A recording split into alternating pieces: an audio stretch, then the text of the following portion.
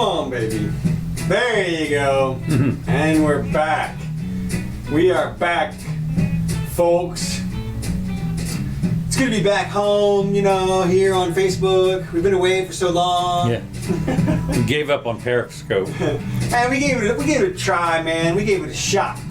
But we came back. So we're going to be here still as normal, live twice a week, Wednesday and Sunday, 4 o'clock Eastern Standard Time. That is Universal Coordinated Time minus 5 hours. I did double check this time. Okay, good. That's what they call it these days, UTC. Right. So, not GMT or whatever. No, I wonder why. They gave up on Greenwich. They gave up on Greenwich, okay. It was not inclusive enough, I'm sure. So, anyway, I'm here in the studio. This is the Jimmy Doane Show. I'll post a copy of this video, which you're about to witness, up on YouTube and Twitter after the show, with all the subjects time stamped. Today is the 6th day of November 2019, coming in hot on the end of the year. That's the way I'm looking at it. Okay, here we are. Moving right along, lots of stuff. Okay. Well, just one thing before we get started. I did a little headline. I didn't pick up all the news, but the NASA's Voyager 2 sends back its first signal from interstellar space. Yes, this was my science update. I thought, oh, was it? Okay. Yes. There we are. Science update. Right. And this is stunningly amazing. It is. I mean, really, this thing, what was it? 40-some years ago, right? The 70s. In the 70s, it was launched. I mean, there are people today that are have graduated from college that never even witnessed the launch or didn't know anything about it. PhDs. PhDs in interstellar. And this thing has gone out past the Kuiper Belt or whatever. It's in interstellar space. Yeah, apparently what they're talking about is... we're still receiving signals from it. That's the crazy. That's what's crazy. Yeah. I mean, I have a problem receiving from an AM station in Jacksonville. Yeah. Well, there's a little more interference. I know, but still, even so, it's just stunningly, this thing puts out, I don't know what it is. A billionth of a watt. Is what we get. That's, well, I don't know. No. It puts out, I think it puts out a watt. Oh, okay. Yeah, I'm pretty sure it puts out a watt or two. Okay. And it's focused. Okay. And it's aimed back towards the Earth, which is 1 trillion miles away. Yes. I mean, this is one of those things that's so funny. 120 AU away? Yeah, right. 128 AUs. Distance, 120 times the distance from the Earth to the Sun. Okay, right. That's great. Now, the other thing that's cool about this, when you think about it, even if you shine a laser, you know, which is what do you call it? A light is all in a beam. It still spreads out.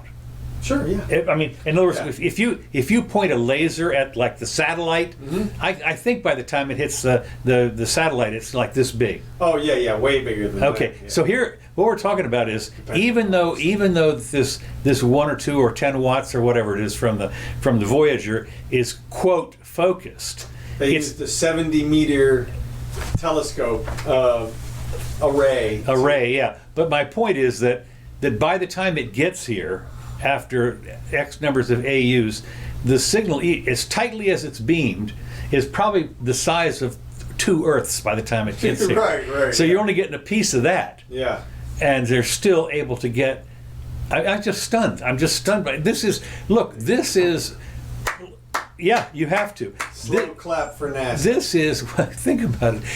When this thing was launched I think it was about the same time as the Apple I was put on the market. Yeah, that makes sense. 76 or something. Yeah. And so that's when the Apple I came. So for $666 you could get an Apple I computer which did nothing, with 4K of memory. This thing was launched with basically that technology. Yeah. And it's still 40-some years later. It is beaming 43 years later. Whatever, it's beaming this back to us. It's just stunning to me. That's good work. I mean, it really is. I just and 5 years left. Apparently, they weren't even contemplating it would last any longer than that. No, I know. Well, the same thing with the rovers on Mars. Yeah. I mean, they way beyond any. I tell you, what shows them engineers can do. Well, they do pretty good. What do you think about when your cousin Neil of course, managed to help bring back those guys from Apollo 13, which never was supposed to happen. They were supposed to die up there, but Well, not supposed to. Well, I mean, but after the blowout. Yeah. I mean, what do we do now? And it was duct tape and baling wire to bring them back here. No problem. No problem, right. Now, one of the big news, of course, there's a couple of big newses today. Okay. One is the murder in Mexico. Mormon massacre in Mexico. Mormon massacre. What's interesting, I understand. It's my understanding that there's a Mormon colony that's right over the border in Mexico. Is that right? Anyway, they're down there. They're just running the family. Heading down the road, and kablamo, they're blasted, and one of the kids had to walk. I don't know, 8, 10, 12 hours to get some help. And they hid some kids in the woods and everything. And they seem to think this was two of the gangs, two of the cartels. Let's see, they talk about the 9 Americans were slaughtered by cartel gunmen, and they arrested a guy. They found a guy who apparently had some hostages, but they weren't from this caravan of the Mormons. Okay. But he was found with all kinds of ammo and, obviously he was one of the guys. So anyway, they said the mistaken the group's large SUVs for those of a rival gang in a vicious turf war. And so they, it's the El Chapo cartel and the Juarez drug cartel and its armed wing called La Línea. And it's interesting that these guys are out there, over the border there, blasting away at each other, and you think about the money that must be involved. Oh yeah. And it's primarily drug money, isn't it, coming into the United States? Yeah, I'm sure that's the lion's share of it. I mean, I've heard there are some other things like the avocado trade which factor into. Yeah, I know it's crazy as that sounds, but I can't imagine that they make anywhere near what they make with the drugs. I mean, you just know. Right. I mean, the difference in per pound is ridiculous. I mean, well, they're also talking about human trafficking. Okay, but here's the deal. You cut yourself a hole, this big in the fence. You go get your Dremel, your whatever it is, your reciprocating saw from Home Depot, and you run up there and you cut this thing. And now you're going to put stuff through this hole. You can put a kilo or 10 kilos of cocaine, right, or a little girl. Now, I'm sorry, cocaine wins. Well, I mean, look, when you're thinking about it from the dealer's perspective, I'm sure it's all about cost and risk, as any regular deal is. I mean, these guys are business people, if nothing else. Yeah. So, and I have to assume I think the same thing that you do, which is that human trafficking to me seems to be incredibly risky. And I would think it's got to be incredibly rare. I have never met, in all of my visits to all of the jails that I have been and all the prisoners and everything, a human trafficker at this point. And I've defended, 15,000 people or something crazy. Well, let me tell you, there is one advantage to human trafficking, is that's they get paid up front. Most of the time. Now, what they're supposed to do if they get in here, maybe they work it off or something like that. But I think most of them, they pay $5,000-$10,000 to get into the United States. And I would assume that most of the human trafficking is like people smuggling just to get you over the border, as right? Refugees, some kind of sex trafficking or something. Yeah, like no, that. Right. Maybe it's just the people that want to, quote, better life in the United States. Yeah, exactly. And they're willing to pay for it. But I got to think the drug thing is the big bucks. Yeah. But it's interesting that, to me, look, that's why we have a border. It's for the security. If nothing else, you want from your government to protect you from this type of massacre and your family. I mean, that's what. Well, of course, for. They were in Mexico. That's what I'm saying. Yeah. So it's almost like, I mean, you hear the calls for Trump.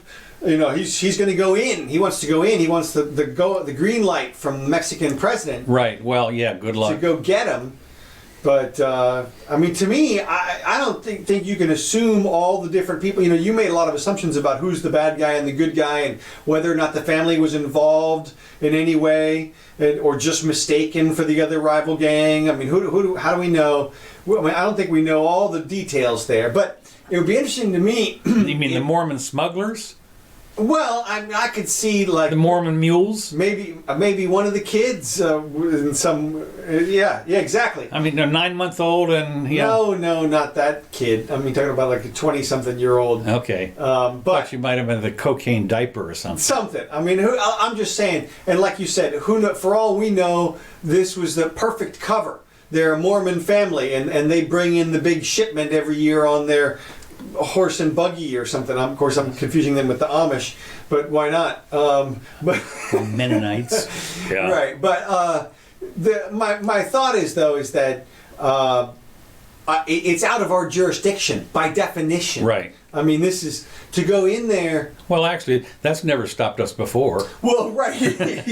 Out of our jurisdiction, we're going in anyway. That's us. Grenade up, boom. That's right. That's it. We're going Well, in. what would be really funny is if Trump got the word from the Mexican president, and then we armed up and we took a whole bunch of men and guys, and then right after we crossed over the border, instead of taking out the cartels, we went down to Mexico City and wiped out the actual government down there, and then we're like, all right, cartels, clearly you guys are the moderate rebels here. Okay. Oh, yeah. The moderate rebels. That's right. Yeah. And they were the more entrepreneurial of the group and authoritative. So here's Mexico. You can have it. So. Yeah, good plan. Good plan, my son. That's great. No, I don't think so. It's just interesting. Who's on board? I was listening to some of the talking heads, and they said that the president of Mexico, no ways, and he's smart too. I'm not inviting any troops onto my thing because this, you never know what's gonna happen then. The unintended consequences of it. The thing is, though, not bad. Yeah. Digs. Yeah. The deal is, though, as far as I'm concerned, is if you finally just got the legalization out of the way, that's really the only solution. Is you got to legalize. I know it sounds terrible. That's the best solution. I think Portugal is doing just fine. I think that there are people that are, and I think that as bad as that might be, so it certainly it would improve things on so many levels, and you can imagine that the cartels would be upset about it, but still. They got to have, I believe, their people lobbying against legalization. Oh, no question in my mind. Oh, no question. No, it's interesting because I've seen all the movies about that, which are so funny when you see the senator or whatever that's been bought off. Right. I mean, on and on. There's a really good. Can't let these drugs in. Yeah, that's right. Yeah, that's for sure. Okay. Next thing we've had is, but we'll get in a little bit to the elections yesterday. Mm-hmm. But before we get that, I thought this was kind of interesting. Mike Pompeo formally starts the process for leaving the Paris Climate Change Treaty. And of course, Trump ran on this. He said, we're going to get out of this stuff. He got out of the one in Iran, and he wants to get out of this one in the treaty one. Now, it turned out that we had signed the Paris Agreement. The United States did. Yeah. And he said, no, we're getting out. It turned out, according to the way it was, the treaty said we couldn't get out for 3 years. So he said, we're getting out, and that was 3 years ago to yesterday. And so Pompeo now has said, okay, now we're getting out. And apparently it's going to take 1 more year.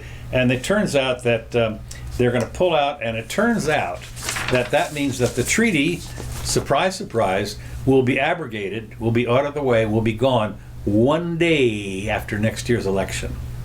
1 day. I don't know is the election on the 3rd or the 5th or something like that. But no, it'd be. Let's see, what's today? Today's the 6th. So it'll be about the 6th. It'll be the 6th of next year, I guess. I guess the election must be on the 5th. November. Okay, sometime as you know, first Tuesday, whatever, doesn't matter. Yeah. I'm not one of the savants that can tell you what the day. Come on. Yeah, come on. Okay, and what day of the week in 2030? No, I'm not one of those. So they got calendars. Huh? They got calendars. I know they do. So they know what they're going to. So anyway, I just thought that they.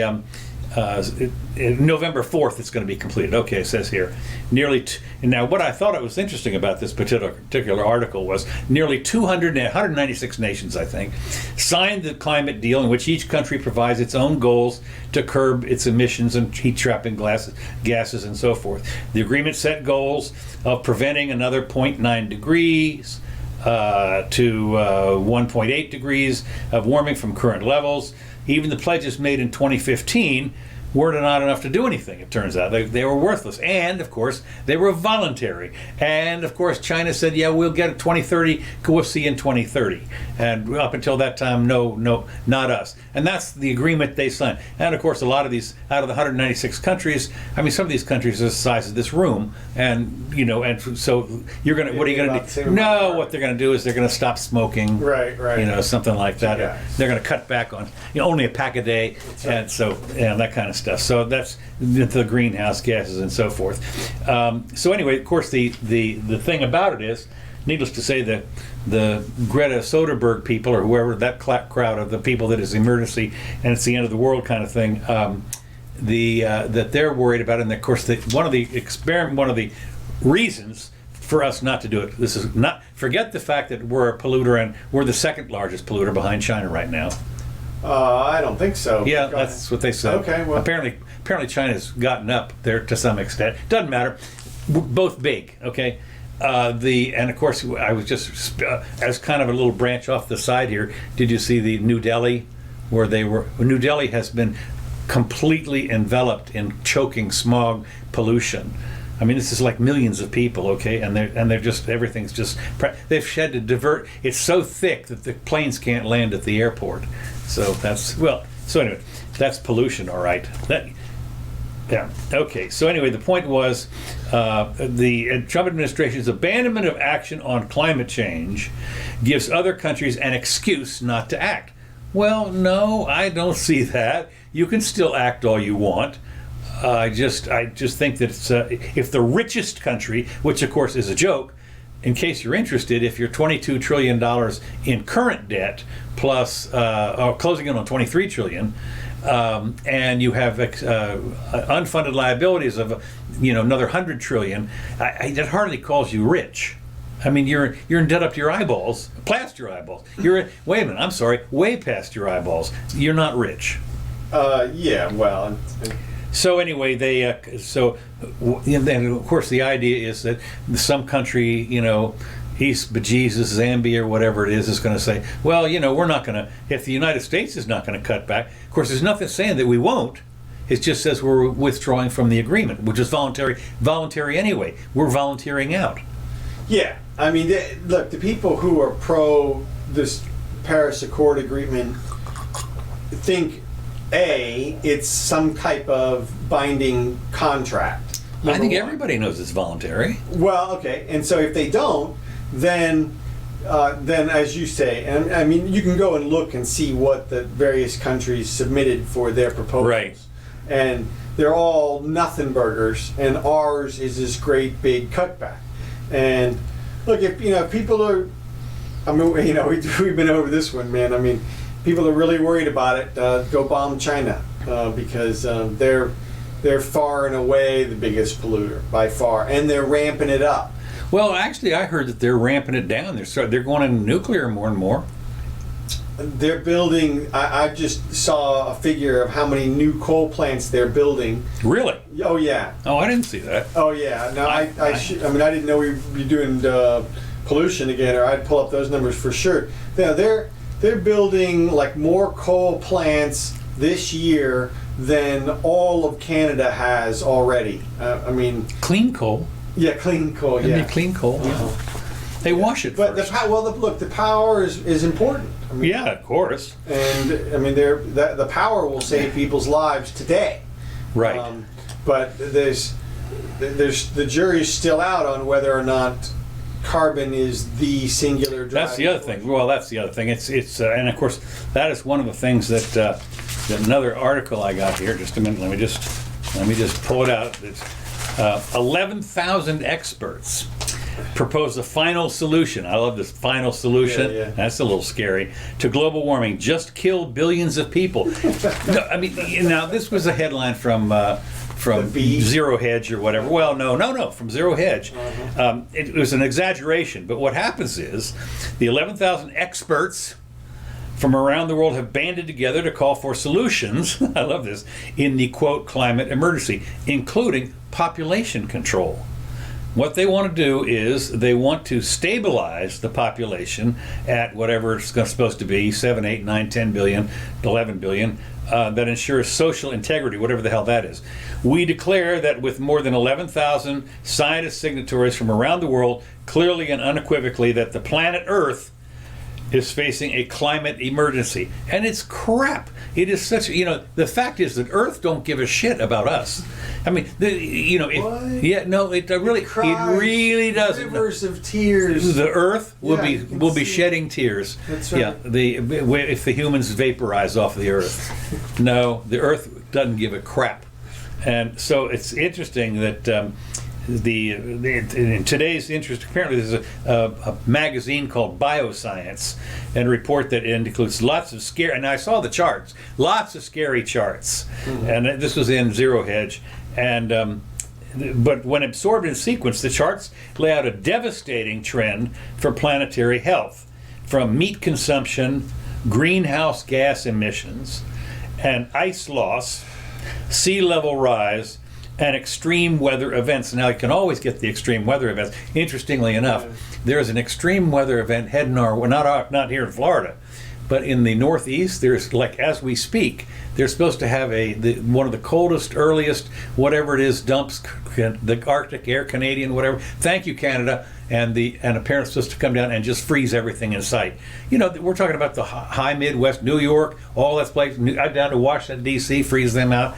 And this is global climate change, whatever. No, I mean, this was the fires. Now, of course, they're talking about the fires in California. Climate change. Well, I mean, no reputable scientist thinks that any weather event, any singular weather event. 11,000 experts. What are you talking about? Well, the way that it's worded, obviously, this is just a super general paper that they're come out in favor of. That's a super general article. Well, it is, but they said they want to quickly implement systemic change for energy, food, and economic policies. Well, you know what that means. That's money. Okay, but they go one step further into the politically fraught territory of population control. It must be stabilized and ideally gradually reduced within a framework that ensures social integrity. What the hell does that mean? One of the things you don't realize... That's science gone too far is what that is. It's like, this one guy has figured out, this is a population maximum, and then... But what people don't realize is that if you have stabilization in population, one of the little minor problems, good news and bad news, is the population, if you still have wealth, any wealth at all, let's say you do have, what is probably going to happen is you extend lifespans, which means as a population, the earth people get older. And like in Japan right now, I don't know what the average age is, but the average age in some of these African countries is 24, and in Japan I would imagine it's 54. Okay. Average. So you end up with a lot of old people essentially in your demographic. How are they going to be supported? Here's the deal. You're going to have to work until you die, which is okay. Well, yes and no. I mean, look, work, as you know, is getting easier and easier as technology advances. That's true. Information gets shared. True. Skills get acquired. Any singular person can produce far more than they could 100 years ago. Oh yeah. Oh, no question. And then with the networks that are available, nobody goes without if they really want food or shelter or clothing.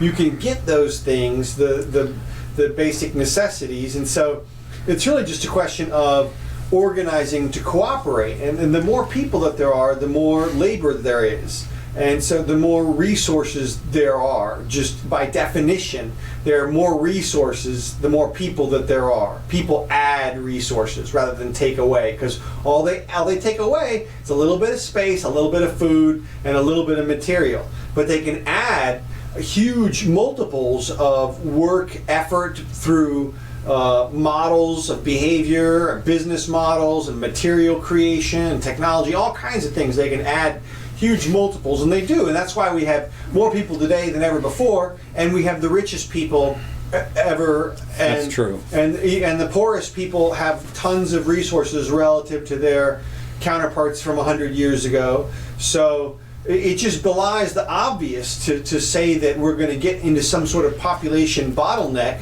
whereby the people are going to absorb more resources. Just no way, no chance. Well, the thing about it, the thing I look at is this is one of these, like you said, this is one of these bloviating papers that makes all these assumptions about the food, which you can't. There's no way. Right. You don't have a clue. Right. And the you're the best scientists in the world. You make the wrong assumptions in your givens, and you're done. It's over. And the problem, of course, is that you some of this can be a little bit of a self-fulfilling prophecy if you pull out the guns and make a bunch of laws. Well, right. You start making a bunch of laws on this stuff. Well, then, that's going to. That's going to have an effect. That's going to have an effect, right? So anyway, they said that we're encouraged by this letter that they're talking about. We're encouraged because of the surge of concern. Governmental bodies are making climate emergency declarations. School children are striking. School children. I mean, my God. I mean, oh my God. Not the school children striking. No. And here's a new word I haven't seen before. And ecocide lawsuits. Ecocide. Like suicide, only ecocide. Oh. Ecocide lawsuits are proceeding in the courts. Grassroots citizen movements have demanding change in many countries. You're killing the river. States, provinces, cities, and businesses are responding. Well, maybe. Well, look, if everybody responds, as we said, the market gives people what they want. Mm-hmm. If a whole bunch of people want super clean water and no pollution, guess what they'll pay for? Guess what they'll arrange to come into existence? Well, yeah, except the one little minor thing especially has to do with air and water, and that is that they transverse borders. Yeah, well, you can get into some situations where one area is polluting another, but for the most part, I'm pretty sure the jurisdictions that affect, like you said, New Delhi, okay, it's its own jurisdiction. I mean, the people in charge of New Delhi are in charge of that. I mean, they created that pollution because that stuff's from there. Yeah. And what they've done is, of course, they've passed some laws, meaning guns. Mm-hmm. Trucks can't operate on Thursdays and alternate Wednesdays because of and buses and certain businesses have to shut down. They did this in China during one of the meetings, Olympic meetings or something like that. Mm-hmm. They shut everything down to try and get the smoke out of the smog out of the place, so that all the tourists from other countries wouldn't choke. Yeah. And I guess they did the same thing with the catalytic converters in LA. Right. And there's a pretty big change in the pollution out there from before. Boy, there sure is too. I tell you, having been out there during both times myself, I mean, it used to be that there was almost every morning there was this huge, this smoggy haze that hung over the whole place, and not anymore. No, and I mean, you could do it for a $27 part, basically. I mean, the catalytic converters. Right. Well, that was a lot of, that was most of it. That's right. And of course, I doubt if there are any fewer cars. One of the things, of course, is as a million. I know. Well, one of the things that is interesting, I would guess that people may be driving a little less because the gas prices are up $5 a gallon or something. That's number one. But the other thing that is, of course, the trade-off is people. I guess a lot of people are feeling very responsible to go to electric cars. Right. Unfortunately, you have to build your new power plant.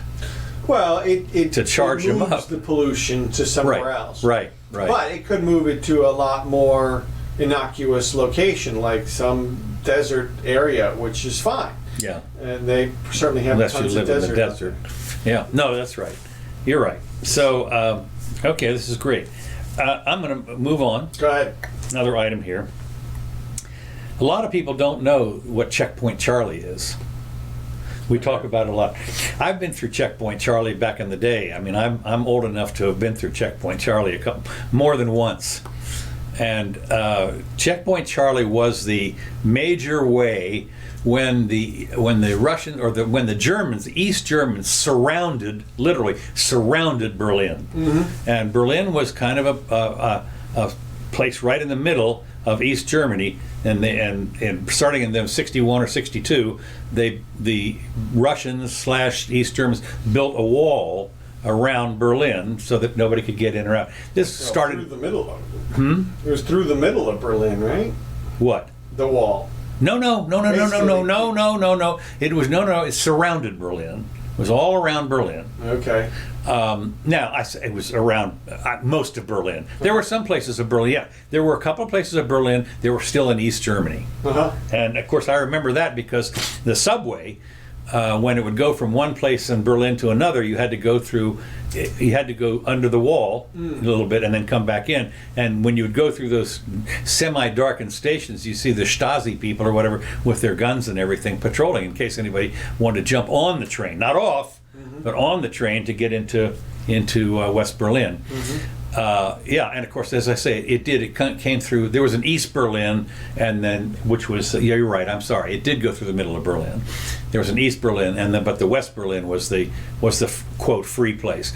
But Checkpoint Charlie was one of those places that was in the American sector, and if you were American soldier, or if you were a foreigner, you could go through into East Berlin. You'd show your passport and walk through. Now, you had to be inspected and stopped and everything like that. But what's interesting is when the wall came down, now they left the Checkpoint Charlie hut there. That's all it is. It's just the hut, and it's a huge tourist attraction for people who there are people that are a lot.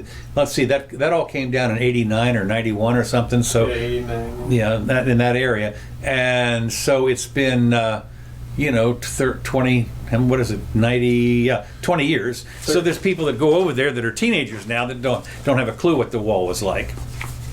But I thought it was interesting that what they've done, it's like what they do up at not Wall Street, but what's not Central Park, where is it in New York, where they have the people in their costumes to go around and get their pictures taken? Times Square. Oh, yeah. In Times Square. Okay. Well, this apparently around Checkpoint Charlie is the Times Square in Berlin. And what they do is they dress up in faux uniforms. Oh, Jesus. No, it gets better.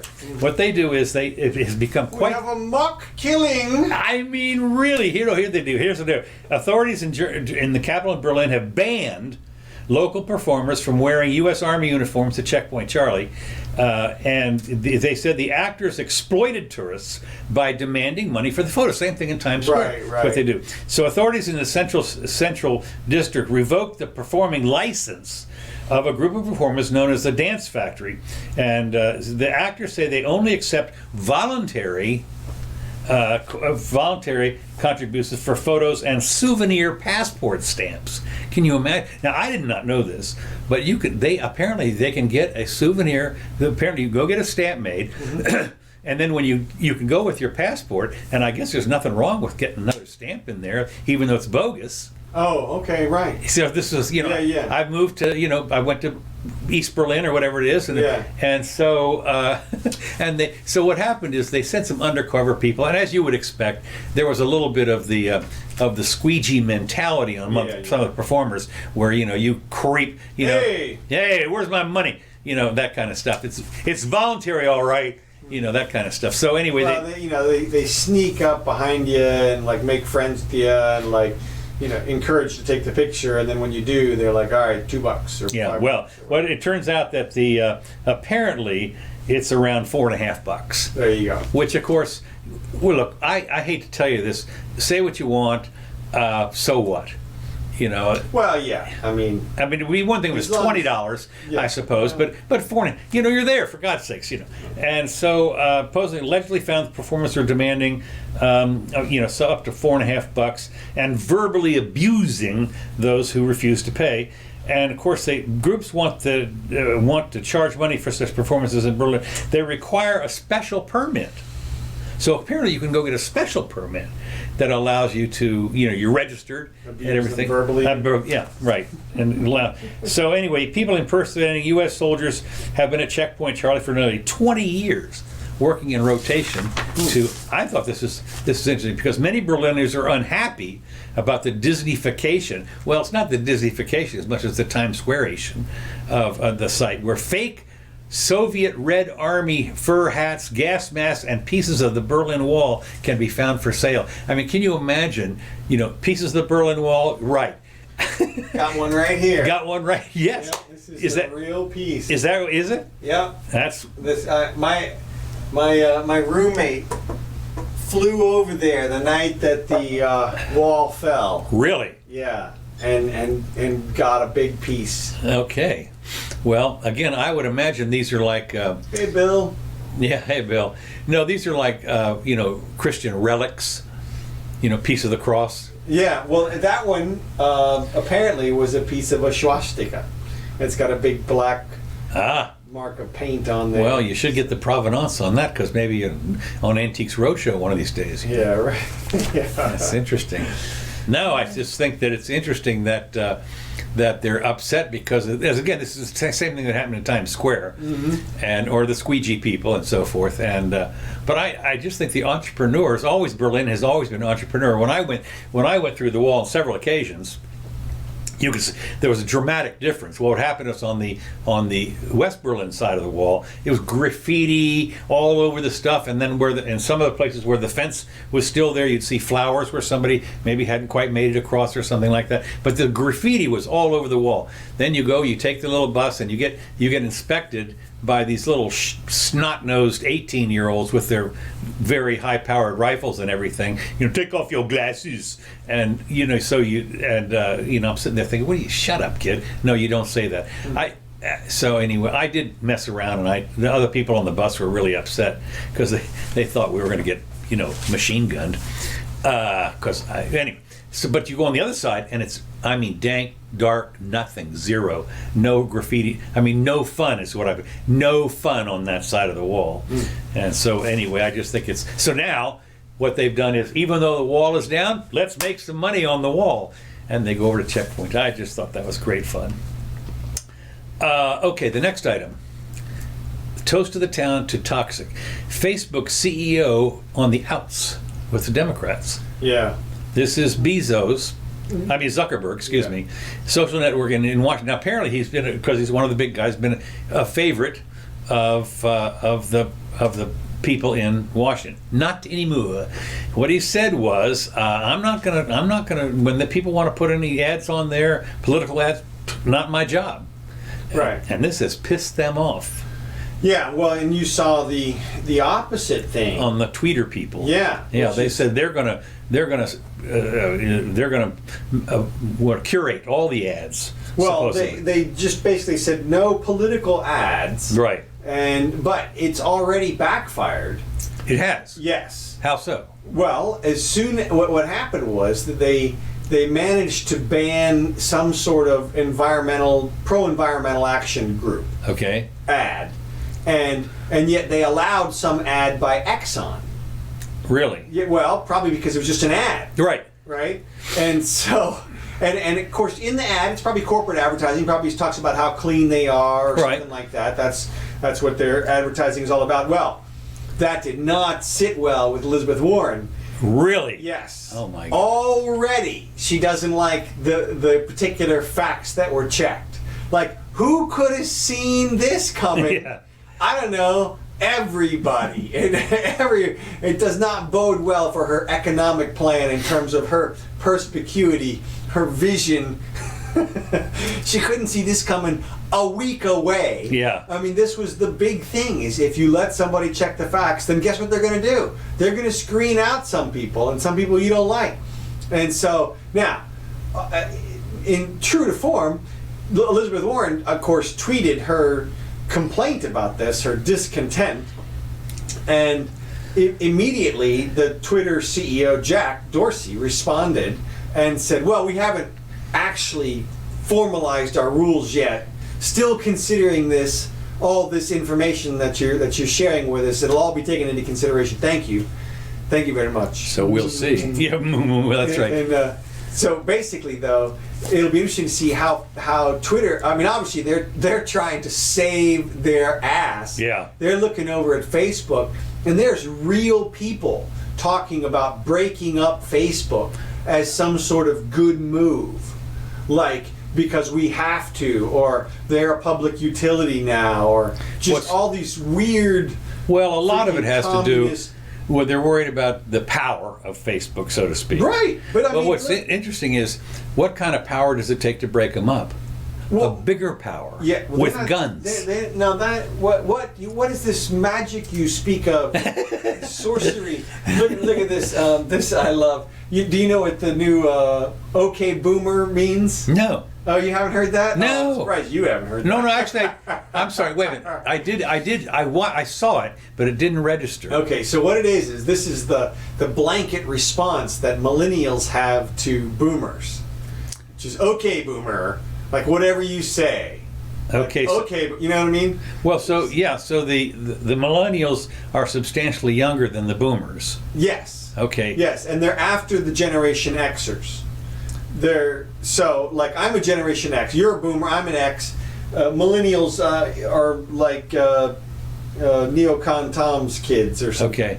And then there's a Generation Z who comes out. But this is a nice little illustration here.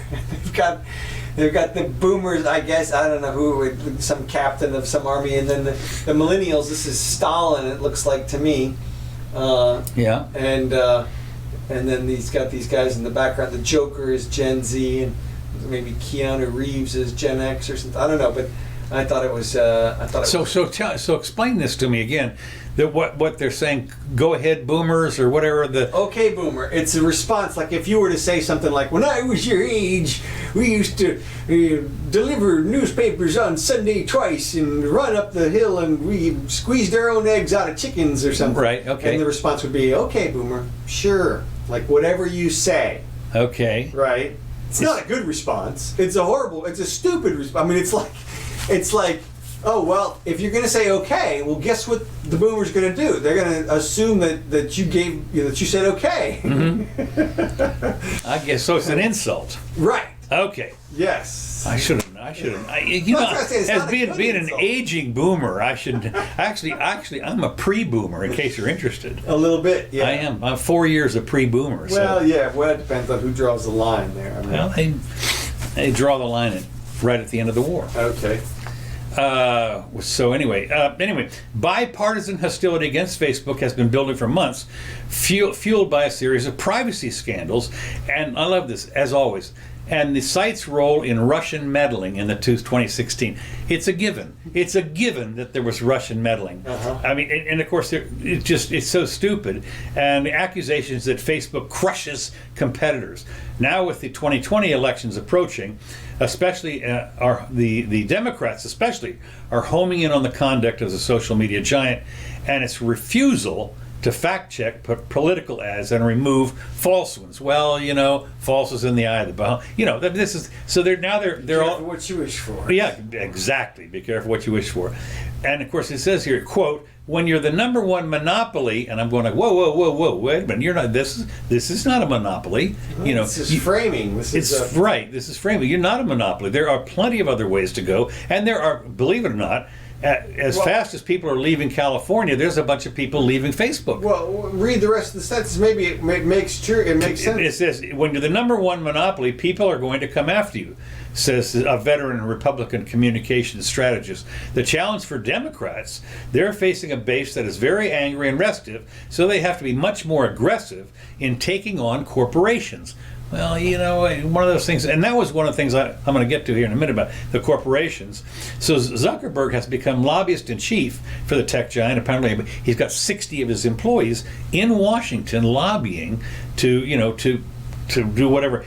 He spent $12.6 million in federal influencing. Now, think about it for a second. I don't know for sure, but in the 2016 thing, all the Russian bot ad, they weren't $12.6 million. I mean, it was hardly any money at all that was spent. There was like, I think they found a couple of hundred, maybe 1,000 ads. Yeah. And when you think about it was $1 million worth out of the $2 billion worth of ads.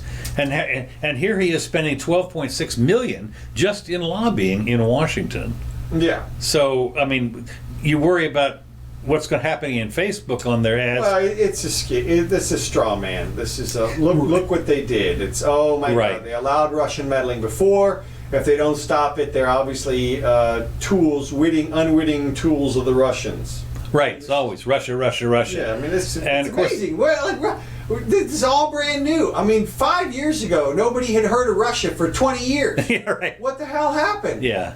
Well, didn't you say they've got the same GDP as Spain? Spain, is that right? Seriously, Yeah. It's like, come on, they're not the threat to anybody. And of course, the other thing is Warren. She's called for breaking up Facebook and other tech giants.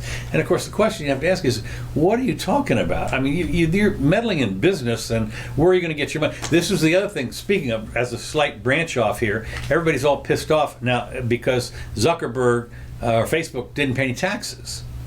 Because they made like this just this last year they finally made a couple of $1 billion. Okay. And it's actually more than that, and I guess they're going to pay taxes on that. But my point is, they have 200,000 employees that pay taxes. They have property taxes all over the place. We talked about this. Yeah, With respect I mean, it's to just Amazon so stupid, right. Just because you want to zero in on this one thing that you think you get your hands on, and you don't realize all the money that he's generated. With his employees and so forth. Tariffs. I mean, you could go down the list of all the different taxes that the companies generated. And of course, Zuckerberg says it's not about money. It's important that people can see for themselves what politicians are saying. Facebook says political advertising accounts for less than 0.5% of its revenue, and I believe that. I mean, it's nothing. So you're not. So if you, and what Warren did, she saw an ad that she thought was dishonest, and on that basis, she wants to break up Facebook. Right. Yeah. Well, it was there was that whole, what is it, College Analytica? Right. That was a big deal. Right. No, that wasn't the exact name, but you know what I'm talking about. So yeah, the question is Zuckerberg allowing people to, the whole thing is just, it's a categorically wrong argument. It's like asking if math is biased against you. Right. Yeah. That's not. Well, it is sometimes. Math. Yeah. Well, what you do is you say, you do this all the time. You say, if 4 white men walk into a bar and you go through, then it can be biased. It can be racial. Okay. And Indians also, okay. This is, the redneck quiz or whatever it is on math. I see what you're saying. Huh? Never mind. Go ahead. Yeah. Okay. Next item is that I've got here is that drones used in crime to fly under the law's radar. Now we talked about this before when you have a swarm. There was that one that crashed on the White House lawn and so forth. Well, it's just a new technology. It's going to be used in new, innovative ways, and crime will be one of them. There's no question. I mean, you think about it, they are so cheap these days. I haven't fired it up, but I bought one the other day. And I'm just in the process of putting it together from China, and I think I maybe paid $30 for it. Okay, you can put your cell phone, your smartphone in it. It has a little thing for that, and it's got a hover, return to base, do whatever. It's got all those buttons on it. If anybody can fly it, kind of thing, and a camera. This, I don't know, 12 megapixels, and you got to be kidding me. This is, for $30. Now I haven't fired it up, so it may not work, but we'll see. Yeah, right. But I'm just saying, if you got that, and now of course what they're finding is that these things, they caught a couple of them, bringing cell phones and drugs into prisons. Yeah. And stuff over the border, which you'd expect. One of the things that I'm thinking about, they're trying to figure out. One of the little problems they've got is a lot of these drones are like plastic, so it's like radar's not going to pick them up, and they're trying to figure out how they can maybe jam them or something, which of course means you jam other stuff too. But the point is that when they catch one, you got to ask yourself how many didn't they catch. And the activities will outstrip the enforcement for a while. Yeah, there's no question. And of course, interesting. Of course, the FAA control is supposed to be in charge of the drones, and they weren't actually. That was the big distinction. Was the first ruling that came out said no, you're in charge of aircraft, which means stuff people get in and fly, not this, which is more like hobbycraft. Right. And so, but then they amended the rules, I think. Well, they did is this: the FAA has primary authority over what happens in the air. And it sets the Yeah. rules for drone use across the country. A flight is generally legal as long as the drone is registered and displays its registration number and weighs less than 55 pounds and stays within 400 feet of the ground and avoids crowded places like stadiums or restricted areas like airports. Well, yeah, They used to have a line of sight requirement. Oh, is that right? Yeah, that was the big deal, and then they apparently got rid of that recently. So Yeah, because nowadays you can put your smartphone on there and see where it's going. well, right, and also the GPS technology is really Right. excellent these That's days. right. So, but it just comes down to now the battery power. Right. So Yeah, you get one that's more than about 15 minutes. That's a big one. right, I mean, a lot of them, they're 12 minutes, 8 minutes, Right. and then 20 minutes charge up or something. right. So as soon as that time gets into the hours, Well, some of the $1,000 ones and $1,500 ones do well, maybe more. so. They go. I think some of those go up to maybe 30 minutes. You can do an awful lot in 30 minutes. I can tell you that. Well, in a big city, you can. Yeah. You can fly as the crow flies. Yeah. Line of sight, rooftop to rooftop. Well, I was saying, they're talking about this 400 feet because I remember when I used to go out with Eric and he would fly his airplane. Well, they were up at least 400 feet. I think they were up. Yeah, maybe I'd say about 150. Yeah, Yeah. but it was line of sight. Yeah. So, okay, global warming. We're done with that. And let's see. The next item I've got here. Let me just make sure we're. Let's just talk for a few minutes here before I get on the other stuff here. Let's talk for a few minutes about the election. Okay. The thinking is the Democrats considered this a sweep. They won apparently. Now the jury's still out. 4,000 votes out of millions separate in Kentucky the governorship from the current governor and the new guy coming in who's a Democrat, and he's won so far by about 4,000. He's declared victory, and the other guy has said, well, no, not so fast. We're gonna go through the the normal procedures to see if you did actually win. So we'll see what happens on that. Mississippi, Trump went down there and apparently on a touch and go, the Republican won, but everybody said that Trump really took it on the chin because he went down on this huge rally in Louisville, Kentucky. I think it was last night or the night before, and his guy lost. So they said, well, Trump really lost it. No, he didn't lose anything. For God's sakes, he had 50,000 people on this thing looking at it. Well, and from what I understand, he did close the gap substantially for that guy. Right. And the people down the ticket, the Republicans down the ticket, did well. Ah. And so apparently it was just that guy was a little bit toxic. Well, he apparently was the story that I read. Who knows who was writing it, said that he was unliked as a governor because apparently he dissed the schools and the teachers or something. Well, of course, he was trying to close their budget gap. So anyway, but the other sweep, of course, which is kind of interesting, was in Virginia, where they flipped I forget. I don't think they call it. I think both. Yeah. Yeah, they both, right, but I forget what they call it, the House of something or another in Virginia. The legislature has a different name. Right. Anyway, but they flipped it. So now it's all blue, and which figures, because when you think about it, when Washington is totally blue, Yeah, that's right. and this is all, what has happened is that Northern Virginia is like, I don't know how many people, but it's almost all of Virginia. That's right. Hi, Chad. Hi, Chad. Right. Yeah, he's going to love that. So anyway, I thought that the deal was, let's see, they retained control of the House, the state out of New Jersey. But what happened in New Jersey was there was a ballot referendum on Airbnb.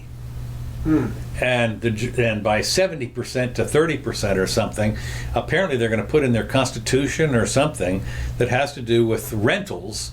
Have to be if you're not in the house, the rental has to be at least 2 months. So this, that stops people. What people had been doing, there were a bunch of people that what they were doing was using their property for their benefit. Well, or what they would do is they would buy what amounted to an empty house, Okay. and put it on Airbnb, and then go over there to collect the money and then clean it up. It's just like having an independent stand-free motel room or something. Right. And so there was a lot of and of course what happened was, as you know, was the big shootout in California where a bunch of people were killed, big party house or something like that. That was like, you know, Oh, right. It was we an talked Airbnb about it. house. Yeah, it was right, Airbnb. So Well, look, I mean, when you got to figure there's like only about 20 million Airbnbs at every day, so there's every once in a while you might find a problem. yeah, exactly. And sure, do renters cause more problems than homeowners? Yeah, okay. And do renters generally degrade the property, whereas homeowners generally improve it? Generally, sure, okay. But so what? I mean, how perfect do you want everything? I mean, what are we entitled to? Oh, I don't want the guy 6 houses down to rent his property out? What? Yeah. Who Yeah. am I to say what he can do with his property? Yeah, I'm no. the neighbor. I'm part of the association. Pay a $50 fee. Well, of course, it is interesting because a lot of the stuff, especially when you have a homeowner, an HOA, Right. and a lot of that stuff. I don't know. Apparently, the laws are all over the place on HOAs. Well, they've been strengthening a great deal. I mean, it's contract that I actually have more respect for than the municipal code Right. that they impose on people. Right. Yeah. But to me, there's a little bamboozling either way. There are onerous homeowner associations. Boy, there are some really bad, and not only that, there's some that are so lax. I mean, Mrs. Jimmy will tell you that when she was in an HOA, you know, there was people around that were not maintaining and stuff like. What do you do? I mean, you know, when the grass gets 2 feet tall or something, what do you do in your neighbor's house? No, well, now you foreclose. Yeah, well, I guess you do if you can. That's right. So anyway, that's home sharing. According to, okay, all right, and that's what I have on that. We're getting here toward the end. I think the last thing I've got here just right now is now we have internal passports. Apparently, this time next year, beginning no later than October 1st, 2020, citizens of all U.S. states and territories were required to have a quote real ID. So the normal ones you had before, no good anymore. Compliant or U.S. passport to board a commercial airplane or enter a federal government facility. Yeah, or you'll pay.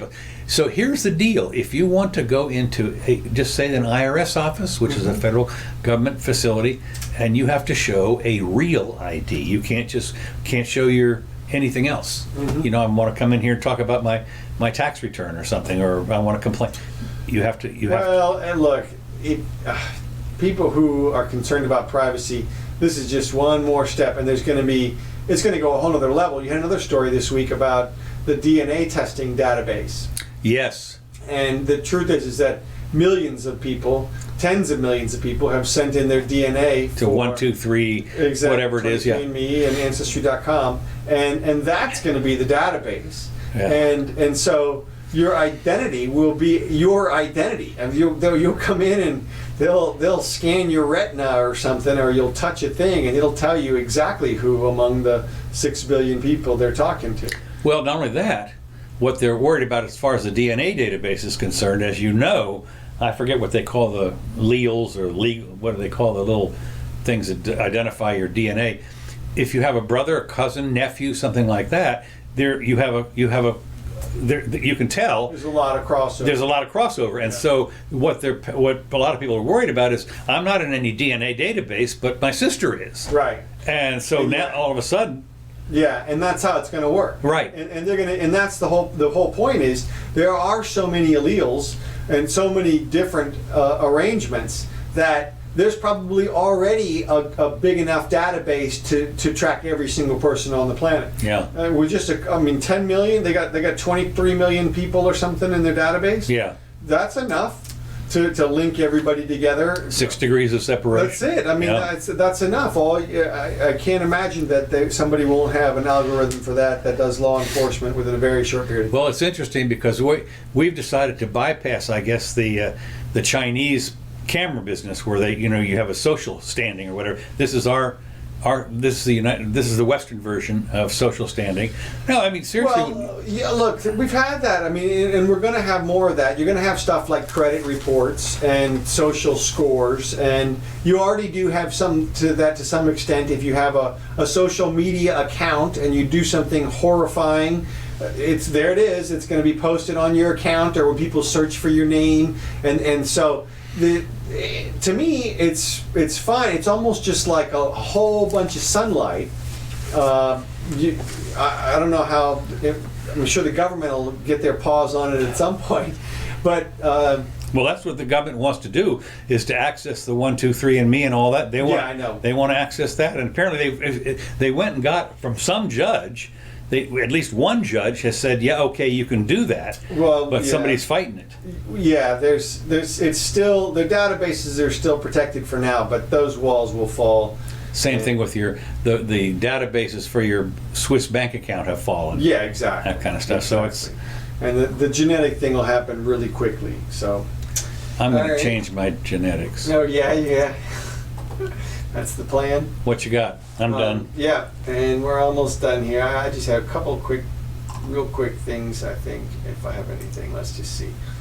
We didn't get you already did that. Oh, well, it's not really a big story, but you saw the ABC hot mic story? Yes. Oh, my God. Yeah. Boy, that was a big story. Well, yeah. I mean, I'm sorry, I should have brought that up, I guess, because that was, did you see she's 46, she looks like a babe.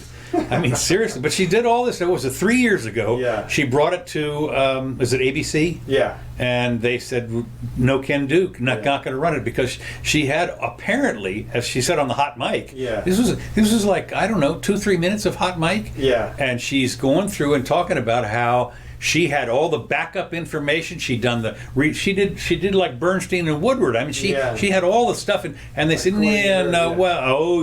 want to go interview the royals? I don't think so. Yeah. You don't have enough stuff. No, this is a big deal, and I think that we're going to see a lot of this. This is not over yet, is what I'm saying. Yeah. This is not over yet. It's just funny to me. I'm still banned by ABC. Are you? So yeah. So ABC, the not news story. And then one other real quick thing I had, which is there was a guy who was in an accident about a month or so ago, maybe a couple of months, and there were 5 people killed in the accident. Like this woman's whole family, like all her daughters and her husband were killed, and she was injured. And so they arrested the guy, and it was like a hit and run, a hit? Well, it was just a hit. He didn't run. And he didn't do anything wrong, it turned out. He wasn't drinking or smoking or doing anything, and not texting, nothing. So it was an accident. Right. But they tried vehemently to charge him with murder. And apparently he had to plead guilty to something before it was all over. But the judge gave the guy probation. Okay. In what is a good turn of events, but it's just interesting that the news story was covered it as justice messes up kind of thing, and of course the injured party, the survivor, wanted the driver to do 14 years in prison, but it's interesting because this is a case where they looked back to the intent of the driver and realized, crap. He wasn't trying to do anything wrong. He wasn't trying to hurt anybody. So it was an accident. Exactly. Right. Accidents are real still. That's the point. And so why was he even given probation? Well, that's the secondary point is once they charge you with something, they really want to get you to do something. And then this was the sweetheart deal. This was hey, so we're going to charge you according to the news story, he had to plead guilty to murder or something, negligent homicide or something, and so I don't know. That could mess him up in terms of on his record. Yeah, he may not be able to get employment anywhere else, and if he gets in any more trouble, they might be able to give him 14 years straight up, that kind of stuff. So it's not perfect. It's just good that he didn't get the 14 years straight away from my perspective. So. All right. Well, that was fun. Thank you, Kevin MacLeod, for these music tracks. We really appreciate it. I I don't know why. Jimmy looks blurry to me here. Does he? Yes. Maybe it's the background. Well, I think it's the shirt or something. Oh, could be. The camera is a little bit messed up. Anyway, thank you for joining us, everybody. We appreciate it. Hey, shout out to TJ. I hope you're doing well in recovery, sir. Went in for a double hernia today. Who? Yeah. So, anyway, we will see you on the 10th of November. 7, 8, 9, 10. Yeah, Sunday. Yeah. Okay. I'm Counselor Curtis. This has been Jimmy Doane Show. Oh, I would imagine that the 11th is a holiday.